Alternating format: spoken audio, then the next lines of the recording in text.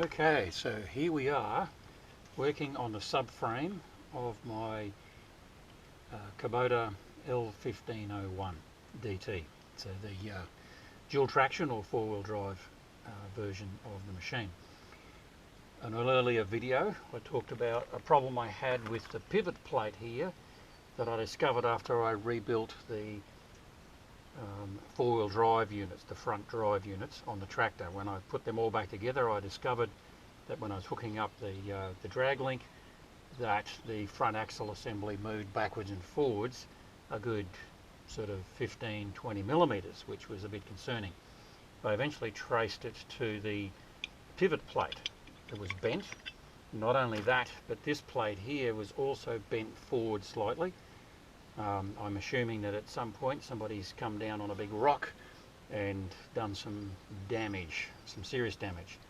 So I ended up straightening the plate, the pivot plate, and when I put it back together again, I could only get 5 of the 6 bolts in, and so I thought I'd see if I could find a replacement plate. But in the second-hand market, the replacement plates are here in Australia around $100, and this is the best one that I was actually able to track down. It's actually still got quite a bit of paint on it, etc. It's in pretty good condition, the plate itself, but the shaft is got a fair bit of wear and scoring on it. So what I decided to do, the previous plate that I got was in pretty bad shape, and just really wasn't acceptable in my view to do the job. So this one here I've been able to use as a template, and so I've created a laser cut template here, and what I'm wanting to do is fit the new plate into here, and I'm going to replace the subframe that's on my little Kubota with this one, because it seems to be straight and in pretty good condition, and this is actually the pivot plate that came off that one, so hopefully that's a good template. From what I understand, there's about at least four models. The 1501DT, which obviously is a grey import, the L185, there's a 245 and a 275, all seem to be exactly the same in terms of this pivot plate and a few other bits and pieces as well. So my plan is to manufacture a new plate. So if anyone's interested in obtaining one of those down the track once I've created it, then please let me know. Or if you've got any L185, 1501, 245, 275 bits lying around you don't want and looking to give them to someone who wants to do something useful with it, then please let me know, because I'd be interested in that sort of thing. So that's the kind of finished plate. This one is square and everything, whereas mine has been bent, and I've managed to get the last of the bearings which go into the front of the diff housing, the thrust washers that go here, etc. But the last of those that I could find in this country. I even got a couple from America, just so I had originals that I can then use to manufacture replacement units down the track. So as is often the case, being a 45-year-old machine, the bolts were a bit damaged and the threads a bit damaged both sides, so I've actually already run the die over these couple of bolts here. I've got new ones to go in when I've finished manufacturing the plate, so I've already done that one, but I'm going to tap out the other 5 holes here so that I can then utilize this plate here to make sure I've got measurements exactly right, or as best as I can get them. And I'm going to have to make these new plates with a little bit of play in them, so to speak, or allowance, shall we say, to allow for the wear and tear over the years. That's what I've kind of discovered. So these are only just test plates, 5 millimeters thick. The final product will be 10 mil, which is a little bit thicker than the original, and I've also got the chrome moly shaft, which is going to go obviously in here, that's got to be machined yet, obviously, and drilled, and then a grease nipple go on the other side. But so they're all I've got all of the chrome moly for that. That's a higher spec than the original. So at the end of the day, I should end up with a better product than was actually made available originally with this machine.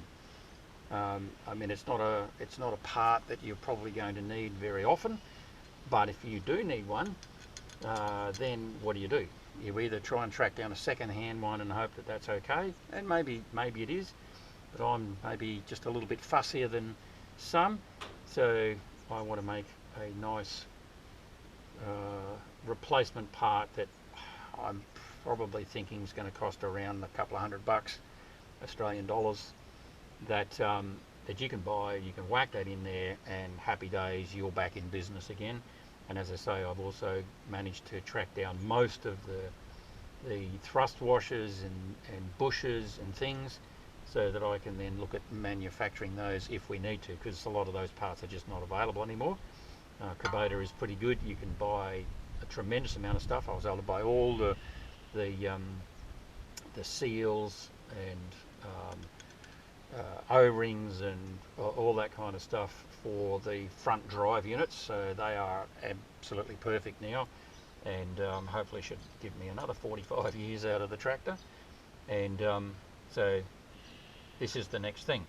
So I'm just going to do a little bit of fixing up here with the tap on these threads, because they're a little damaged, and B, they're also got a little bit of rust and debris and garbage that's collected in these things over the years. And so these are M10 by 1.25 millimeter, and you've got to kind of go in and out a little bit just to allow for the rubbish that's been collected in there.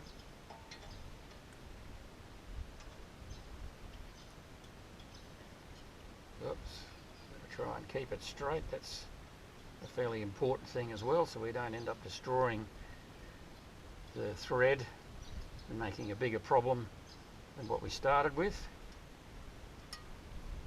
As I said, I've already done the bolts, which I'm just going to use the old original bolts as for the testing purposes and the production of the new pivot plate, but I will be putting new bolts in once they're done. I'm probably going to make 4 of these pivot plates, something like that, just because of economy of scale. The cost of producing one, I can probably produce 4 for not a lot more. So as I say, if anyone needs one, and I looked into the US market as well to obtain these, because I thought, oh, there'll be heaps of these machines lying around in America somewhere, but they seem to want it like $125 US, so that's gone through now, through to the other side, so that's nice, cleaned up. It's running freely. So that thread should now be good to go again. I will probably sandblast this subframe and then paint it, as I did with the front drive units and the tie rods and all that sort of stuff. I do like my machinery to be in good condition, serviceable, so that I can hop on the thing and drive it and use it for what I need to do. So yeah, that one's running freely now, whereas previously they would go in part way and then get stuck and be hard and just not very happy altogether. See, that goes in and now that's starting to get hard. Push, and now it's stopped. I can't wind that in with my fingers. So I won't bore you with doing all of them, but yeah, just now that I've run the tap through that one, that bolt goes in nicely.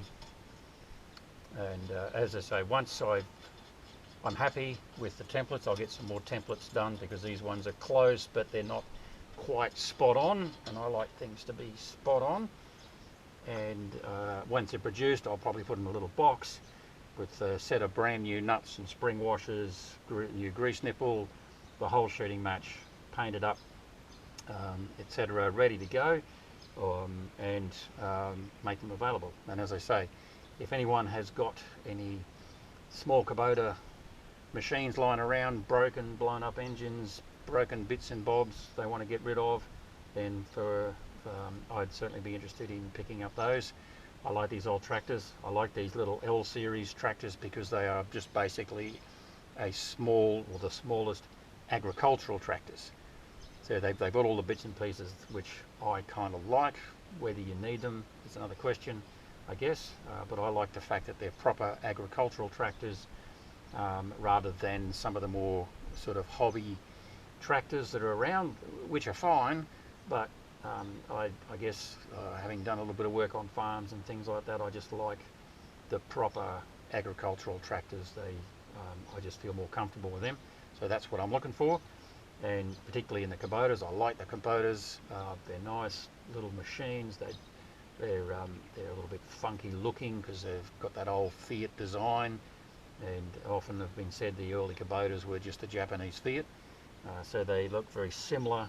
There's even some parts which are like bonnets and whatever are interchangeable between the Fiats and the Kubotas. So I won't bore you with doing all the rest of those because it's just one step after the other for the rest of it. So thanks guys for watching, and we'll catch up soon with some more work that I've got going on the tractor. I've got to do a service on it. I want to replace valve stem seals and a few other bits and bobs. And when I do this, I've got a crane here that I'll assemble so that I can hold the front end up while we, or the tractor up while we pull the front end off it and replace this whole thing, which is a bit of a job, as always with these sort of things. So yeah, stay tuned. I'm not sure how quickly I'm going to get it done because I've just got a lot of stuff going on at the moment. But yeah, keen to get these kind of videos out there and get interaction with other people who've got these tractors and looking at ways to keep them going, because I think they're mighty little machines. Righto guys, catch you later.